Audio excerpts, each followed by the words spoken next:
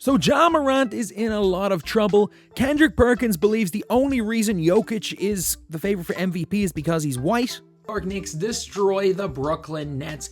The Lakers get close to the playoffs. Giannis has an incredible game, and Jalen Brunson balls out. We're going to be talking about all of this in what is going to be the first episode of Today in Basketball. So to start things off, we have to talk about the Milwaukee Bucks, a team that seem like they cannot lose right now. Surely the title favorites. I still don't know why. I think Denver, for some reason, are going to win. Obviously, the Celtics are great, but the Milwaukee Bucks are playing incredibly well. Last night against the Orlando Magic, Giannis Antetokounmpo, in 27 minutes, had a near 30-point triple-double. That man is showing why a lot of people, I mean, most people think that he's the best player in the world and could be on the way to his second ring in 3 years. And speaking of best player in the world, 101 former NBA players were asked who the best player in the world is.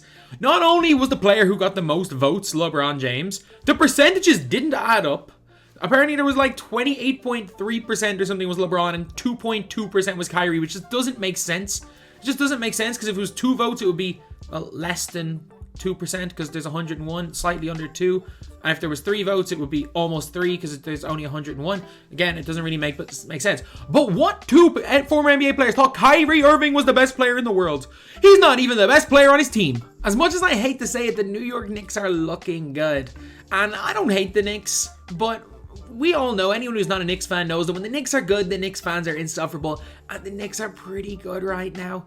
Not gonna lie, the Knicks are pretty good. Jalen Brunson is looking not only like an overpay, he's looking like a steal. 30 points in the first half. 39 points on a 15 of 18 shooting in a blowout win against their cross-city rivals.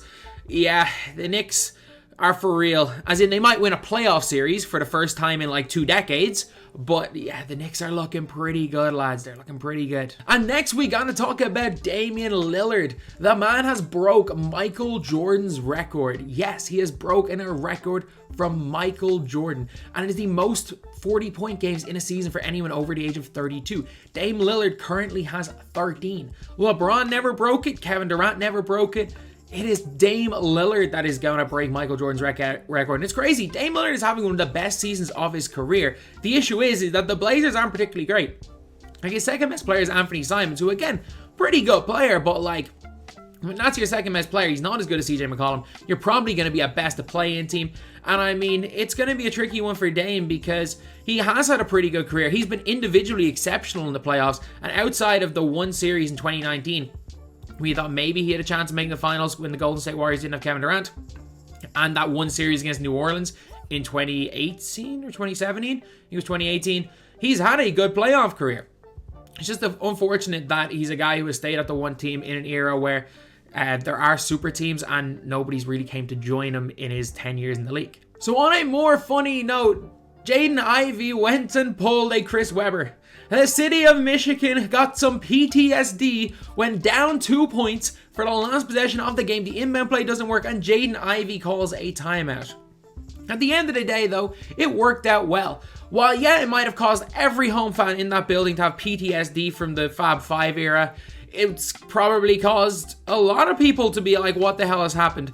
What it has also done is guaranteed that the Pistons lost a game, and they're fully in the tank for Wemby sweepstakes. And the best part would be if the Pistons somehow fall to number 2. Do they draft a point guard for the 4th consecutive year in the top 10? That is the real question. Because do they take Scoot, who is the best available? Or do they say, you know what, screw it. We're going to take Brandon Miller, who, assuming that he's all good, will probably be the number 2 pick if you're not taking Scoot. Or will they go and trade Killian Hayes? Maybe trade Hayes, Ivy, and try to pair Cade up with Scoot. Because let's be real, the one they're keeping is going to be Cade Cunningham. As great as Jaden Ivey has been, you can probably get something very good for him. Or do they trade down, hope that Brandon Miller is there wherever they get it? Because I don't see them being able to make a 2-3 trade if they land there, because everyone knows they're probably not going to take another point guard. So they're not going to really get much. But at the end of the day, it's a good problem to have. But yeah, an awful play, which continues the tankathon in Detroit for yet another year. And on a slightly funnier note, man, Kendrick Perkins is doing everything he can to be the Walmart Charles Barkley. That man is just saying some of the most ridiculous things to get attention.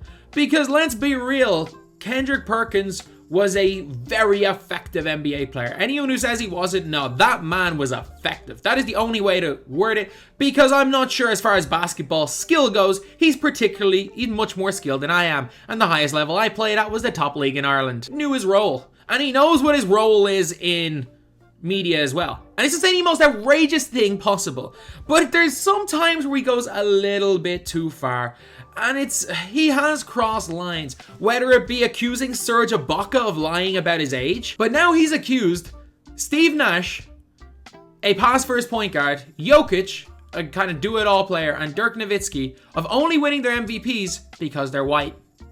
And in 2006, when Steve Nash won his second MVP, he's going on about that one being like, oh, Kobe was robbed.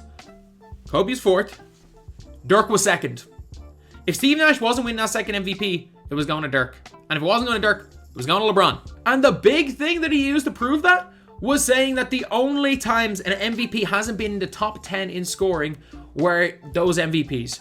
First of all, Dirk was tied 10th with a healthy Tracy McGrady. I mean, if you have the exact same amount of points as Tracy McGrady, you're doing something right. And it's also like the 6th all-time highest score. Steve Nash clearly was not top 10 because he was a pass-first point guard. Nikola Jokic, in fact, was top 10. He was number 10 and number 6 in scoring in his 2 MVPs. And also, he said since 1990, because he didn't want to take into account the fact that Magic Johnson averaged the same amount of points as Steve Nash. Kendrick Perkins, man, this guy is good. He's so good at his job. And his job is to make people watch what he's saying. And I'm not gonna lie, I would rather listen to the nonsense that comes out of Kendrick Perkins' mouth than a lot of people that know better, because he's interesting. He might struggle with watching basketball, because I'm actually convinced he's never watched Jokic play a game of basketball, because he constantly uses the eye test logic against them. I'm actually convinced he's never watched the Nuggets play. And you have to admit, he's pretty damn good at his job. If we're all talking about him right now, if so many people are talking about the ridiculous things he says over a lot of actual basketball analysis. So,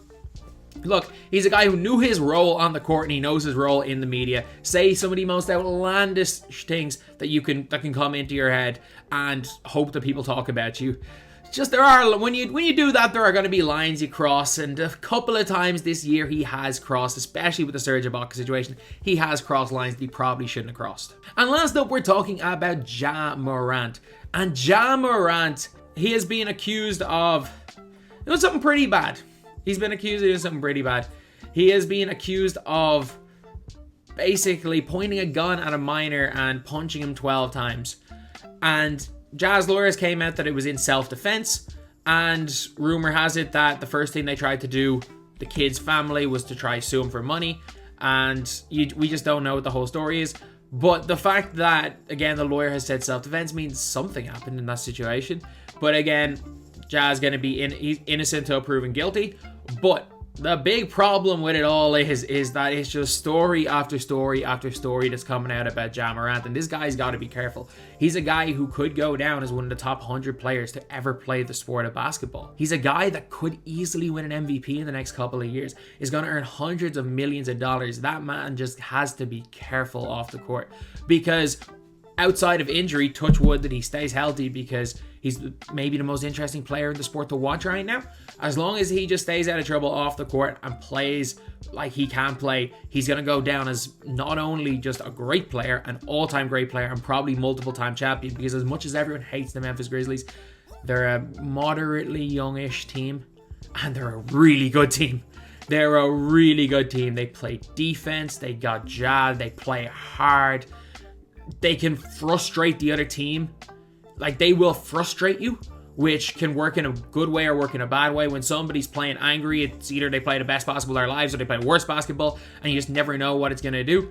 And they are a team that I would be shocked if in the next 2 or 3 years don't win an NBA championship. As long as Ja stays okay off the court, I think they're going to win one. So anyway, yeah, that is the video. This is the first episode of NBA Today Today in Basketball. I forgot even the name of my series on the DBG. Not even DBG, on the BBALL Daily channel, because my god, DBG channel's dying because 2K is terrible. Now, that's the video. Thank you guys for watching. Please like, comment, and subscribe.